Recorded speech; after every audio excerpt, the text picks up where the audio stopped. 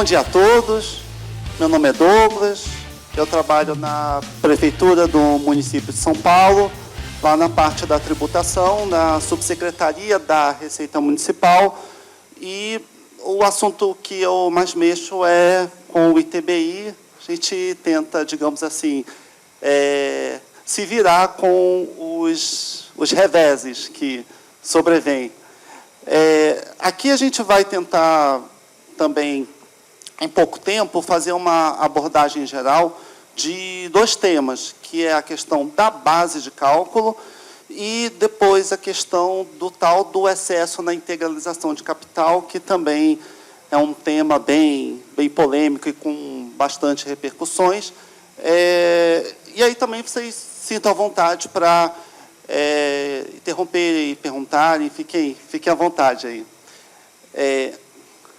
Basicamente, o primeiro ponto, então, é a questão da base de cálculo, mas antes de falar do nosso valor venal de referência, vale a pena dar um passo para trás e tentar entender o que é ou o que deveria ser a base de cálculo do ITBI. Quando vocês veem lá no artigo 33 do nosso CTN, fala que a base de cálculo do IPTU é o valor venal. E quando você vai para o artigo 38 do mesmo CTN, ele fala que a base de cálculo do ITBI também é o valor venal. Só que o que acontece, apesar do mesmo nome, valor venal de IPTU e valor venal de ITBI, cada valor venal ele é diferente porque é um valor venal que serve para os propósitos do tributo que vai servir, que vai, digamos assim, que vai ser nutrido por esse valor venal. Então, o que vai acontecer? No caso do ITBI, o valor venal, ele é o valor de mercado do imóvel na data da transação imobiliária, que pode ser apurado de diversos meios, por diversas formas. Podemos apurar por meio de uma avaliação individualizada, que seria o cenário ideal. Podemos apurar por meio de uma avaliação em massa, como a gente faz com o valor venal de referência.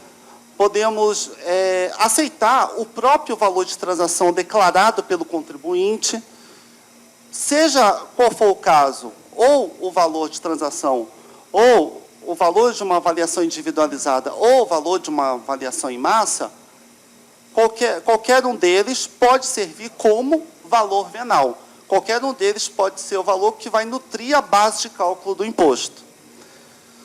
E, no caso aqui, a gente adota, no caso do município de São Paulo, é o valor venal de referência, e esse tem sido o grande foco, o foco central do debate de tudo, ou quase tudo, que vocês virem acerca de base de cálculo de ITBI. Quase qualquer decisão que vocês virem falando de base de cálculo de ITBI vai ser, provavelmente, para tentar bater em cima disso. Basicamente, hoje, aqui no município, aliás, no município de São Paulo, a gente adota o valor venal de referência.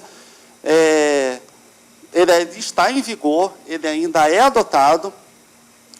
E, basicamente, o que acontece? Ele pode, não necessariamente, mas ele pode servir como base de cálculo do imposto.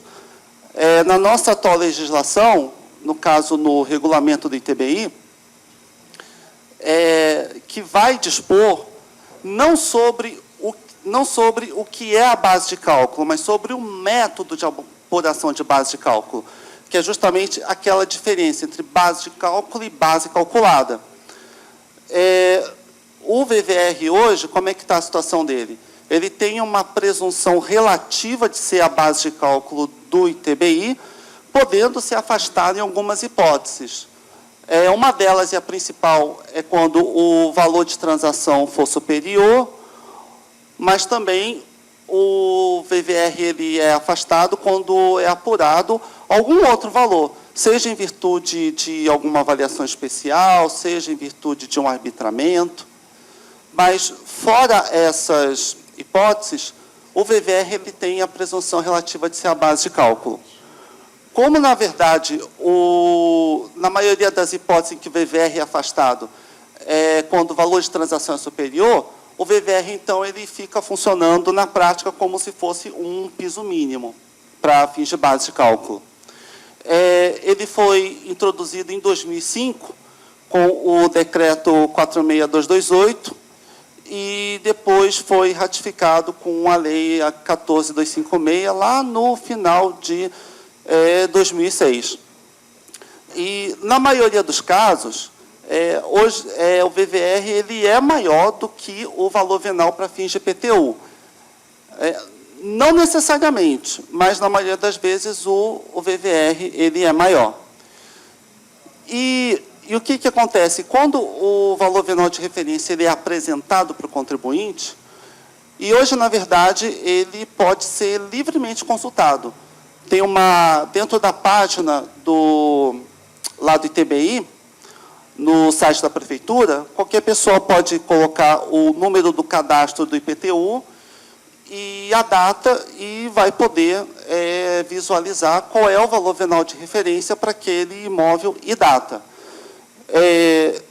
Mas o contribuinte ele pode, se quiser, contestar esse valor venal de referência mediante a apresentação de um pedido de avaliação especial. Esse pedido de avaliação especial vai dar origem a um processo administrativo que, por sua vez, vai dar origem a uma avaliação individualizada daquele imóvel naquelas condições. E, caso a avaliação especial seja acatada, seja deferida, o contribuinte vai poder emitir a guia pelo próprio site da Prefeitura, utilizando como base de cálculo o valor alcançado na avaliação especial. Isso tudo pela internet. O contribuinte não vai precisar requerer a guia com base no valor avaliado. Basta o contribuinte entrar no site, vai ter uma outra opção e ele vai conseguir emitir a guia com base no valor de avaliação, se o processo de avaliação especial for deferido. Basicamente, é essa a estrutura hoje do nosso valor venal de referência. E valor venal de referência é esse que vem sendo paulatinamente contestado no judiciário. Mas, apesar disso, o que acontece? Hoje eu trouxe um quadro para vocês de valores aproximados. Em 2019, 64% das guias emitidas de ITBI tiveram como base de cálculo o valor de transação e 36% tiveram como base de cálculo o valor venal de referência. E aí esse número ele veio caindo ao longo do tempo até chegarmos em 2022, onde 75% das guias emitidas de ITBI, eles têm como base de cálculo o valor de transação e os outros 25% é que tem como base de cálculo o VVR. Mais especificamente, quando a base de cálculo é o valor de transação, é porque o valor de transação, o valor declarado pelo contribuinte, superou o VVR. Ao contrário, quando a base é o VVR, é porque é o VVR que superou o valor de transação. Ou seja, vocês podem ver muita discussão, muito quebra-pau, muitos artigos, muita coisa contestando o VVR, mas a grande verdade é que, na maioria das vezes, na grande maioria das vezes, é o próprio valor de transação do contribuinte que prevalece como base de cálculo da sua operação, da sua transação imobiliária. Mas, apesar disso, as decisões em sede de IRDR e recursos repetitivos, elas começaram a aparecer, né? Mesmo quando veio essa decisão do TJ, essa questão do VVR ela já vinha sendo discutida ao longo do tempo, ao longo de muitos anos, só que com o tempo, né, com essas últimas decisões, aí, isso foi ganhando um corpo cada vez maior. E o que acontece, na verdade? Primeiramente, você teve o tema 19 aqui do Tribunal de Justiça, discutido em sede de IRDR, que é o incidente de resolução de demanda repetitiva, e o resultado, né, a tese firmada foi que a base de cálculo do ITBI ele deve ser apurada levando em conta ou, no caso, o valor venal do IPTU ou o valor da transação, afastando, assim, o valor venal de referência. Essa foi a tese firmada aqui no âmbito do TJ. Aí, o que aconteceu em seguida? A municipalidade, o município de São Paulo, entrou com o recurso especial e essa decisão, essa questão, na verdade, subiu para o STJ. Né? Mas, antes de entrar na decisão do STJ, vamos ver aqui um gráfico de como é que ficaria a base de cálculo do ITBI, então, à luz do TJ. Basicamente, ficaria ou o valor venal do IPTU ou o valor de transação, dos dois o maior, afastando, portanto, o valor venal de referência. Quando o STJ se deparou com essa questão, aí a gente teve uma surpresa. Né?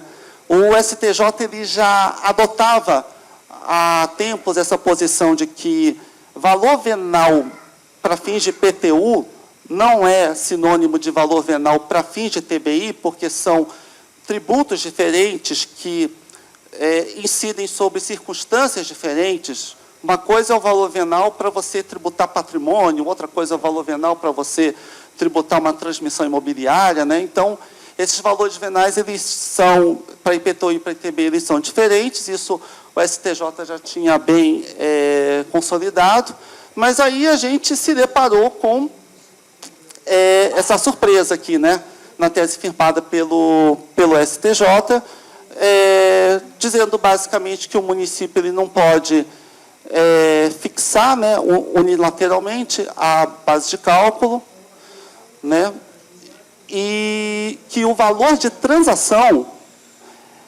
ele agora tem uma presunção. Ele tem uma presunção de ser o valor de mercado do imóvel, podendo ser afastado somente em caso de arbitramento. Então, basicamente, o que acontece? Eles tiraram de cena o valor venal de referência, como já era mais ou menos esperado, e também tiraram de cena o valor venal do IPTU. Agora, é só o valor de transação ou o valor obtido mediante um arbitramento da base de cálculo. Então, a realidade que a gente tem com essa decisão aqui do STJ, basicamente é a seguinte. No caso, sem valor arbitrado... Espera aí. Desculpa. A realidade que a gente tem aqui com a decisão do STJ é essa. O valor de transação ou o valor arbitrado afastando o valor venal de IPTU. Aí o que acontece? Depois dessa decisão do STJ, a municipalidade, novamente, interpôs um chamado recurso extraordinário, alegando questões processuais. E, apesar de não ser o foco aqui da nossa temática, o processo civil, peço só a permissão para adentrar em algumas questões, porque elas são importantes e, na verdade, vitais. Primeira delas é o seguinte, esses são os 3 argumentos da Procuradoria, da PGM, né, do município de São Paulo. O primeiro deles é que, na verdade, o STJ realizou o julgamento conjunto das causas sem observar o 976 do nosso Código de Processo Civil.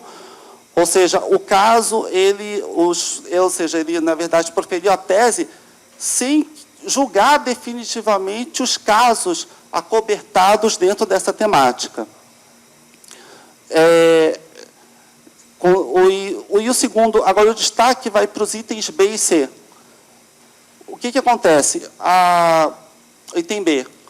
Essa decisão do STJ, ela na verdade, está inconsistente com um princípio lá do processo civil de vedação do reformar-se impégios. O que basicamente é isso?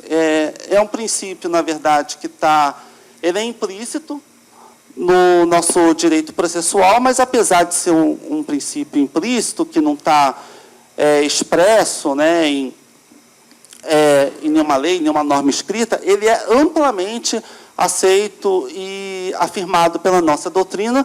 E, segundo esse princípio, o que acontece? O recorrente, ele não pode ser, na verdade, a situação do recorrente, ela não pode ser piorada em virtude de um recurso que ele mesmo interpôs. Que foi justamente, na verdade, o que aconteceu aqui, porque antes teve, então, a decisão do TJ, dizendo que a base de cálculo pode ser ou o valor de transação ou o valor venal do IPTU, afastando, portanto, o VVR. Aí o que acontece? O município entra com recurso, e aí, resultado do recurso? Não pode ser nem o VVR, nem o valor venal do IPTU, só o da transação. Então, perceba, até uma questão, não sei, né, uma questão de bom senso, né? Será que se o município soubesse que a decisão viria assim, ela entraria com o recurso especial, pensando na situação de um particular, né? Então, basicamente, a gente tem, primeiro ponto que foi utilizado para subsidiar o recurso extraordinário foi esse, a violação do princípio do não reformar-se impégios. Esse princípio ele tem exceções, mas nenhuma delas cabe aqui. Que, na verdade, a exceção desse princípio é quando você tem as chamadas matérias de ordem pública, que podem ser conhecidas pelo juiz a qualquer tempo, independente de provocação da parte, que é o caso de decadência, prescrição, legitimidade da parte, interesse de agir. Nenhuma dessas matérias de ordem pública está sendo discutida aqui. Então, esse princípio ele deveria ser aplicado.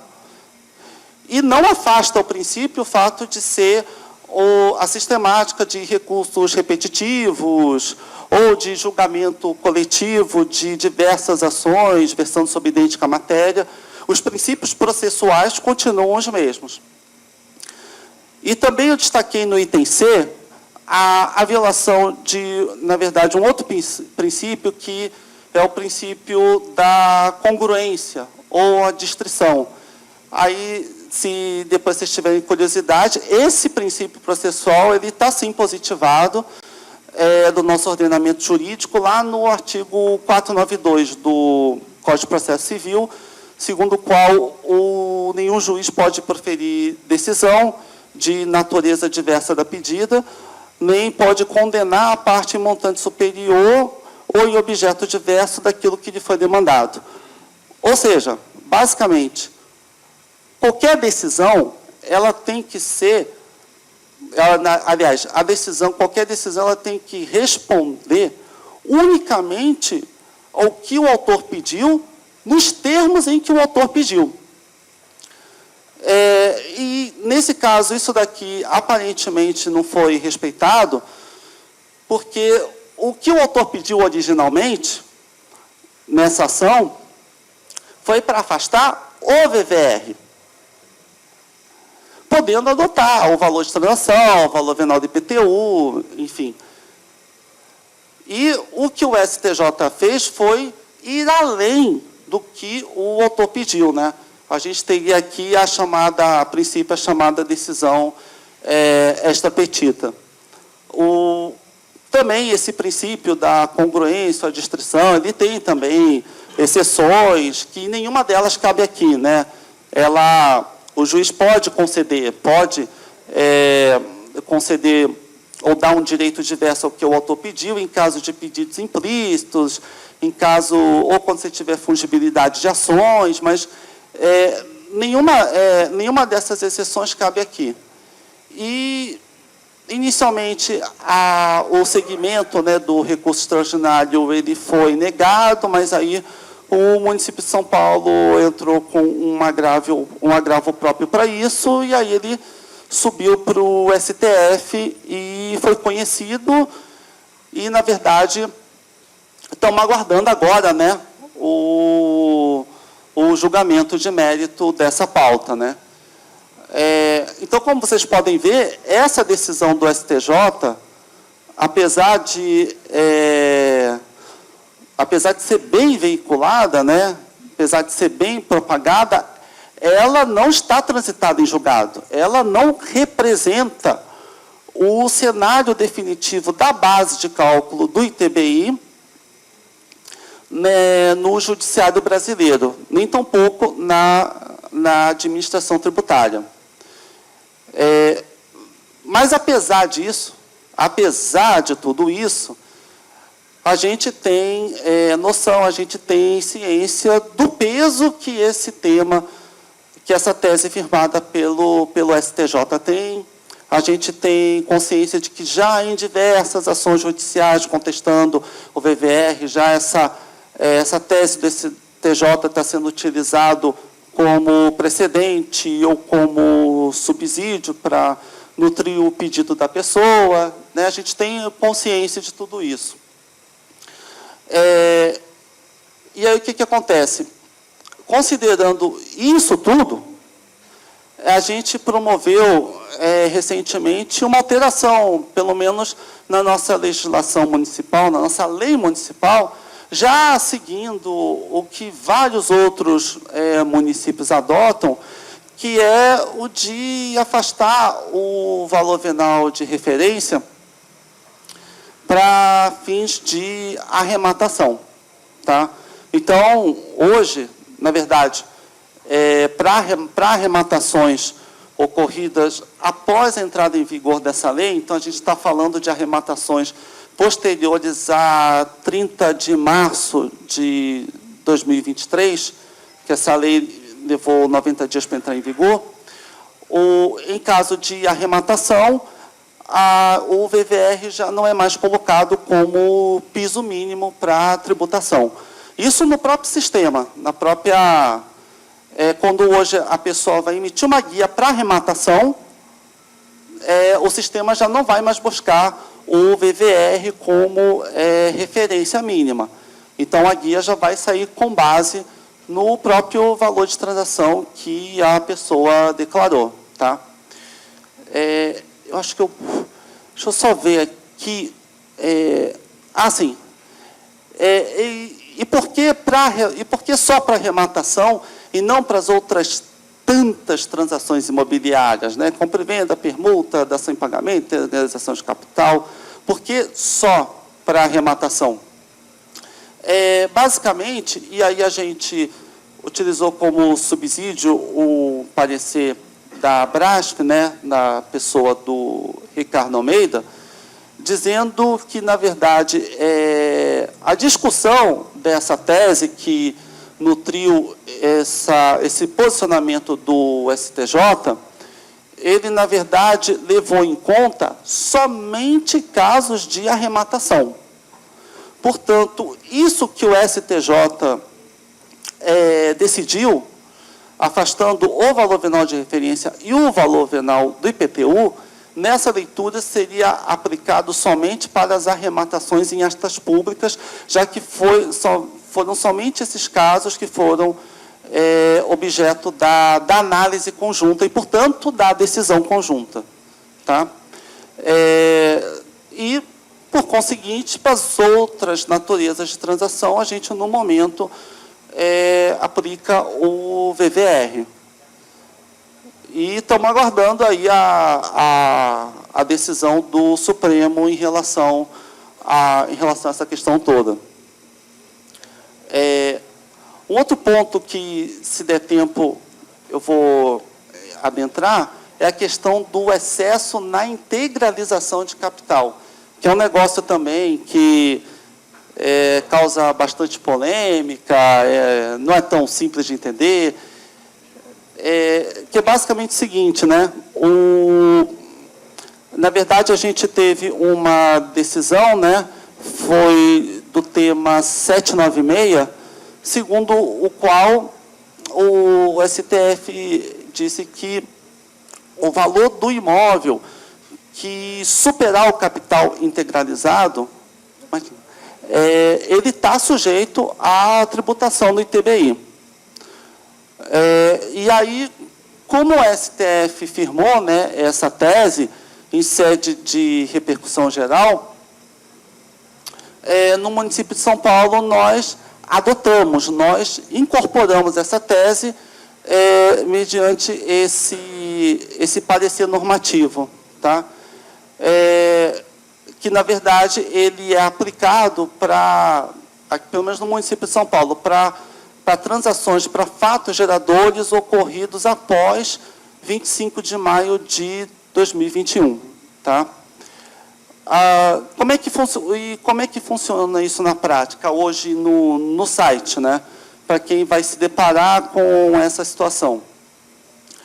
Basicamente, quando você fala de não incidência do ITBI nos atos societários,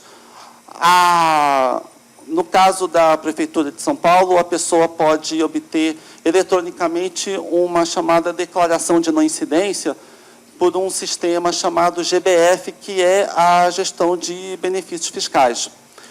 E quando a pessoa que, por exemplo, vai integralizar capital ou vai promover uma cessão, incorporação, fusão, extinção, desincorporação, ela, para conseguir registrar a transação imobiliária decorrente desses atos societários, ela tem que entrar nesse sistema e obter uma declaração de não incidência.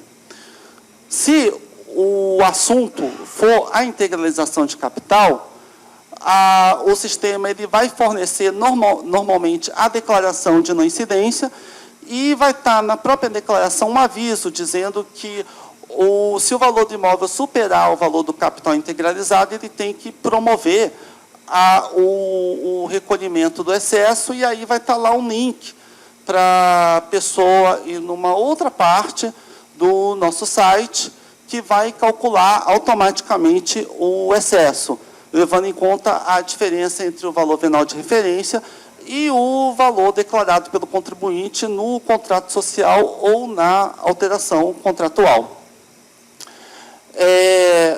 E aí o que acontece? A gente tem aqui, eu procurei, na verdade, expandir o máximo que eu pude, né, esse gráfico, tá? Mas deixa eu tentar contextualizar ele rapidamente. De acordo com o voto vencedor, que foi o do Alexandre de Moraes, no caso da realização de capital, não se exigiria análise da preponderância imobiliária. Ou seja, pouco importa se a maior parte dos rendimentos, aliás, a maior parte da renda da pessoa jurídica adquirente é ou não decorrente de atividade imobiliária. Isso pouco importa. O ITBI ele só vai incidir sobre os valores do imóvel que excederem o capital integralizado. Isso tudo só para realização de capital. Nas outras naturezas de transação, continua a sistemática que a gente já conhece. Se tiver preponderância imobiliária, o ITBI incide sobre tudo. Se não tiver preponderância imobiliária, o ITBI não incide sobre nada. Esse foi o voto vencedor. Foi isso que o Alexandre de Moraes escreveu. Só que o que acontece? Esse detalhe de, na realização de capital, não se exigir a análise da preponderância imobiliária, essa parte ela não foi incorporada ao enunciado da tese do tema 796. Tá? E justamente porque não foi isso o objeto da questão em discussão. Porque, na verdade, a discussão surgiu, se eu não me engano, ela foi travada inicialmente lá entre o contribuinte e o município, se eu não me engano, de São João Batista, lá em Santa Catarina.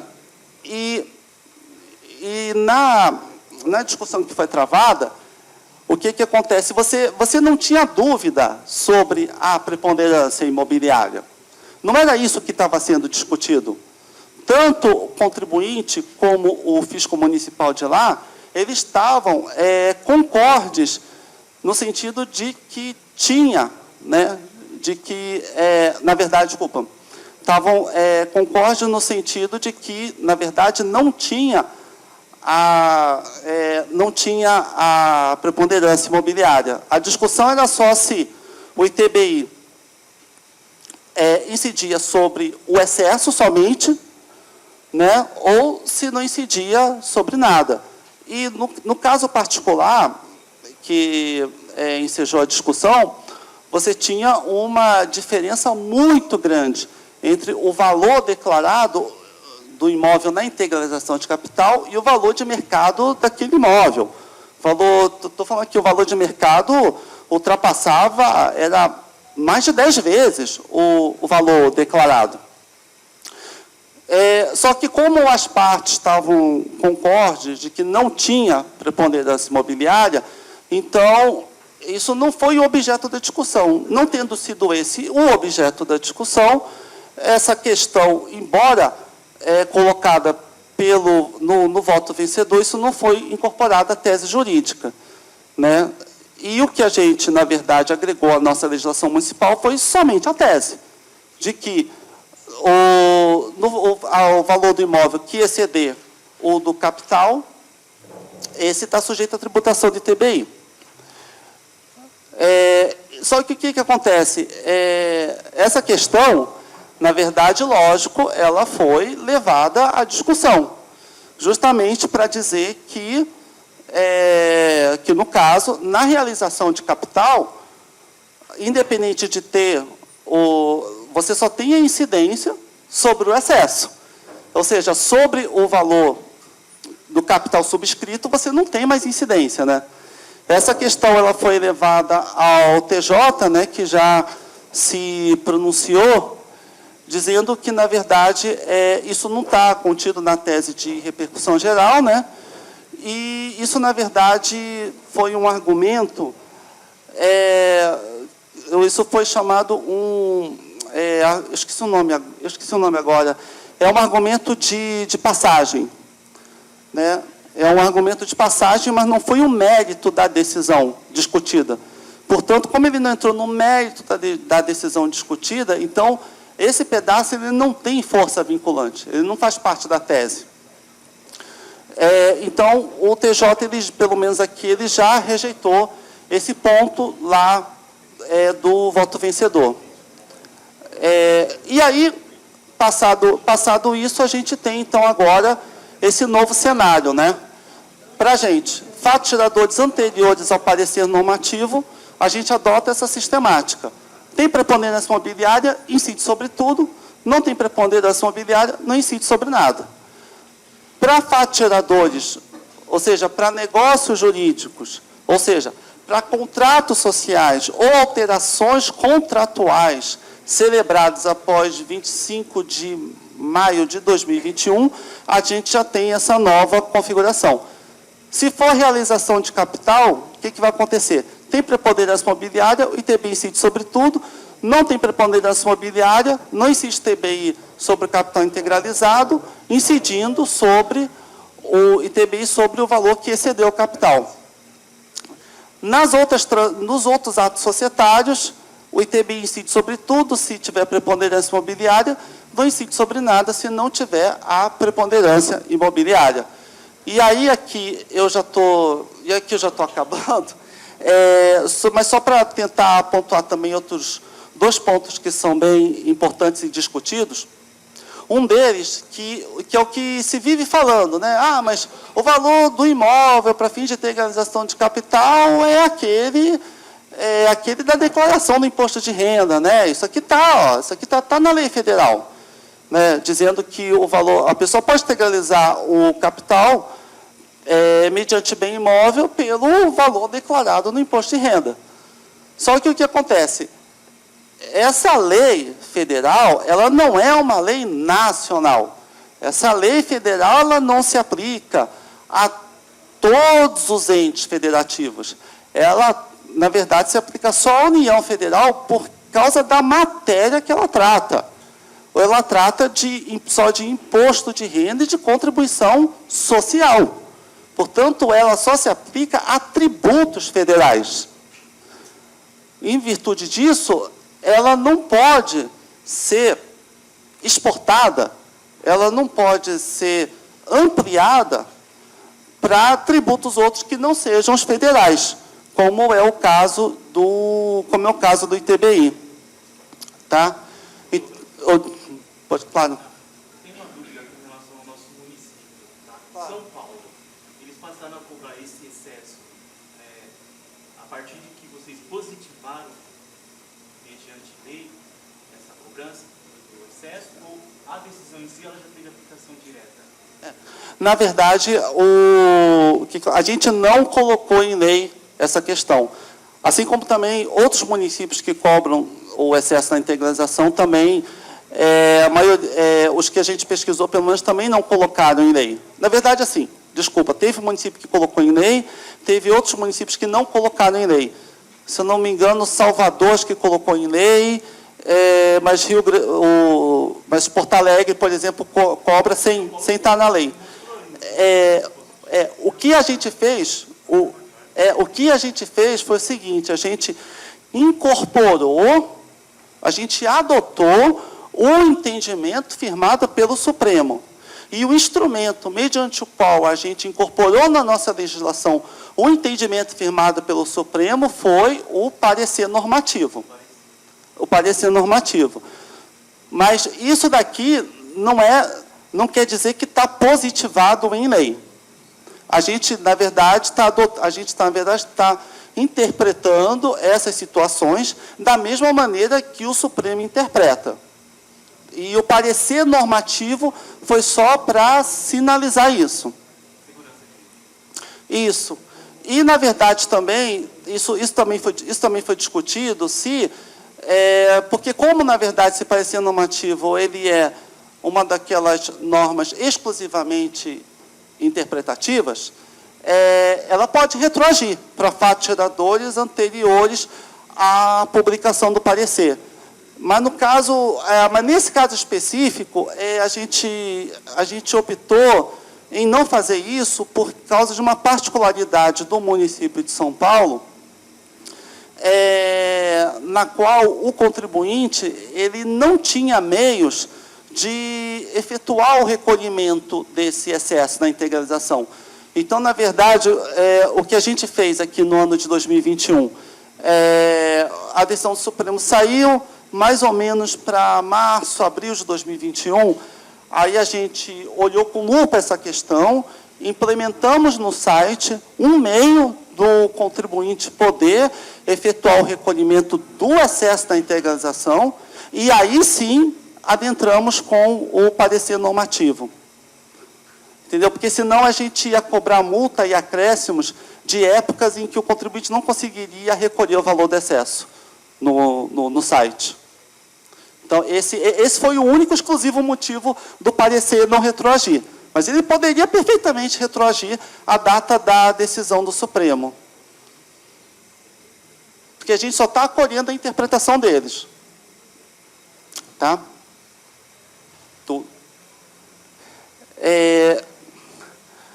Fique à vontade.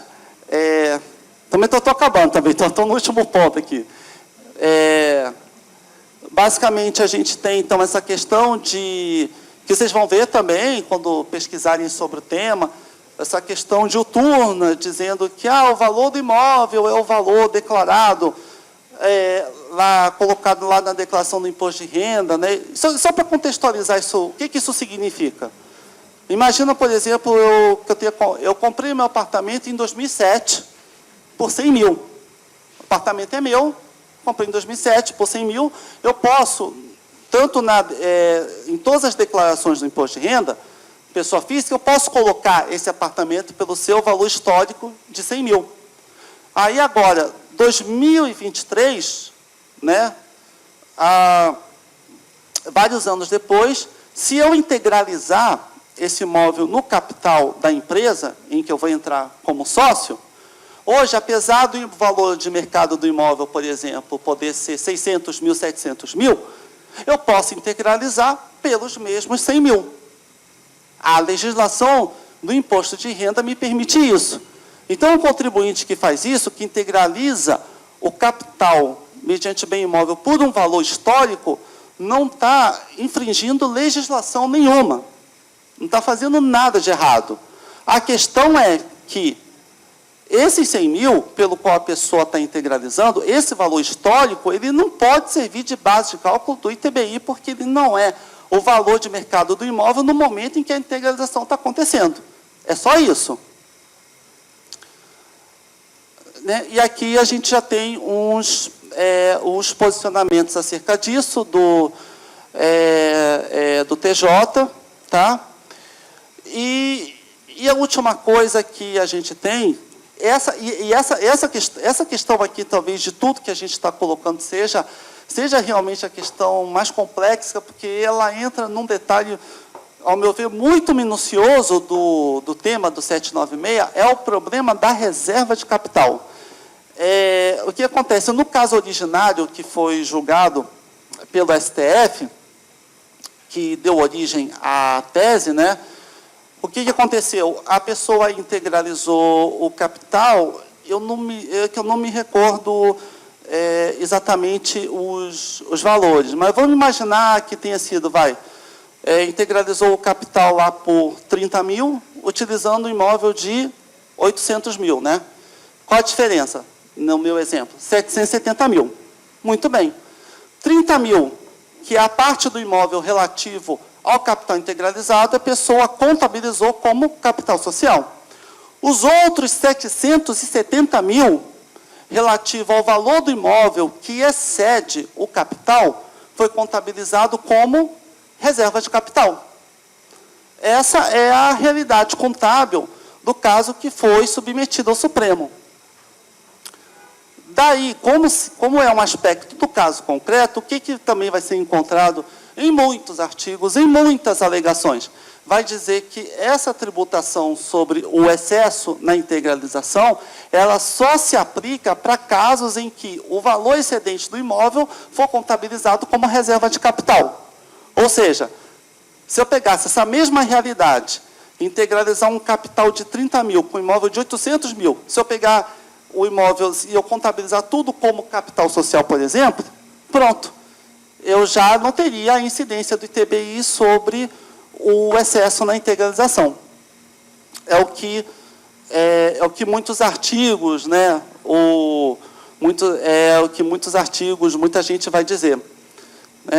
E, em contraposição a isso, aí eu estou colocando aqui a opinião de uma autora e também, em seguida, eu vou colocar a legislação, mas que, basicamente, vai dizer o seguinte: o excesso na integralização, pouco importa, ela ocorre independentemente de ser constituída ou não a reserva de capital. Apesar desse aspecto ter, sim, integrado o caso concreto, não foi isso que foi analisado. Não foi essa discussão travada. Em nenhum momento, no voto vencedor, a incidência do ITBI no excesso na integralização foi condicionada ao fato do valor excedente ter sido contabilizado como reserva de capital. E isso, na verdade, fere a própria lógica da contabilidade e das demonstrações contábeis. Porque, a contrário senso, se eu admitisse isso, não, eu só vou tributar o excesso quando o valor excedente do imóvel for contabilizado como reserva de capital. Vamos assumir isso. Muito bem. O que vai acontecer? A gente vai ter a contabilidade definindo a situação patrimonial da empresa. E o que acontece é justamente o contrário. A situação patrimonial da empresa é que define a contabilidade. A contabilidade, o balanço, as demonstrações contábeis, e aqui está um exemplo disso expresso na legislação, tanto na 6404 quanto no Código Civil, ela tem que ser um retrato, uma fotografia clara, fidedigna da situação patrimonial da empresa. Agora, o fato de eu contabilizar ou deixar de contabilizar determinado valor como reserva de capital, em nada muda o patrimônio da empresa, em nada muda o negócio jurídico. O transmitente, que é o sócio, continua o mesmo, o adquirente, que é a empresa, continua o mesmo, o imóvel com as suas características continua o mesmo, continua sendo uma integralização de capital, ou seja, a realidade continua exatamente a mesma. Então, o que acontece? Não tem sentido, à luz do que a gente deve entender como sendo a contabilidade e as peças contábeis, condicionar a incidência do imposto sobre o excesso à constituição ou não constituição da reserva de capital, tá? À luz dessa lógica, tá? Aproveitando, eu peço desculpas para vocês, depois, essa apresentação vai estar disponível, mas se eu puder, eu vou mandar outra para vocês, que vai ter 2 gráficos aqui, que eu vou corrigir depois, tá? Porque na situação do STJ, voltando à base de cálculo, o valor venal do IPTU não vale, é só o valor de transação ou o valor arbitrado se tiver o arbitramento. Então, esses 2 gráficos aqui eles estão incorretos. Depois eu vou mandar a nova apresentação com os gráficos, esses gráficos acertados. Peço desculpas aí. E é isso.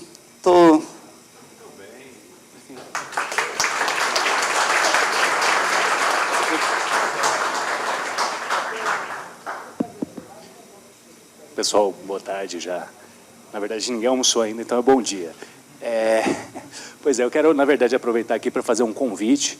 A gente está organizando pelo Instituto Municipalis um seminário de inovações e ferramentas para a recuperação da arrecadação e receitas alternativas no dia 24, 25 e 26 de abril, no Rio de Janeiro, e também com transmissão online ao vivo para todo o país. Vai ficar disponível, as gravações vão ficar disponíveis por mais 30, 40 dias depois do evento, para quem não conseguir acompanhar no dia. A gente vai tratar de temas como o ITBI. Eu queria só fazer um acréscimo aqui. Ele trouxe os argumentos da Procuradoria do município de São Paulo, no caso do ITBI, base de cálculo, critério de lançamento. Eu só queria acrescentar que o STJ, na verdade, ele partiu de uma premissa equivocada, né? Porque ele está entendendo que aquela emissão na guia no site da prefeitura é um lançamento. Isso não é verdade, não é verdade. Então, esse é mais um argumento que a gente está levando lá para o STF, né? Uma premissa equivocada. Aquela guia lá, se o contribuinte não pagar, não acontece nada, não tem inscrição na dívida ativa, não tem multa, não tem absolutamente nada. Então, uma premissa equivocada que está trazendo um prejuízo operacional, vários municípios, enfim, judicialização, etc., com base numa premissa equivocada. Enfim, só feito esse pequeno adendo, continuando aqui com um convite para o CIFRA, a gente vai tratar, então, dos temas de TBI, vamos tratar de todos esses temas que falei brevemente aqui hoje, vamos falar de reforma tributária, isso tudo no terceiro dia, que é de tributação e federalismo fiscal. Vamos falar também, no segundo dia, de gestão fiscal, uma série de assuntos, vamos falar também de economia local no primeiro dia. Temas como criação de loterias municipais. Lá no Rio de Janeiro, a gente tem uma ideia, sugeriu na prefeitura, o projeto está andando, de criar uma loteria do carnaval para decidir, para os munícipes apostarem quem que vai ganhar, para gerar um engajamento, inclusive, de natureza cultural e trazendo recursos para o município. Enfim, temos vários assuntos lá. Convido os senhores a conhecerem a programação. A Cefim é uma apoiadora do evento, uma parceira, inclusive, de longa data. Agradeço aqui publicamente pelo apoio. Eu convido, inicialmente, os senhores a conhecer a programação. Está disponível no site da Cefim. E, claro, a comparecerem no 5º CIFRA, no final de abril. Condições especiais para os associados da Cefim, claro.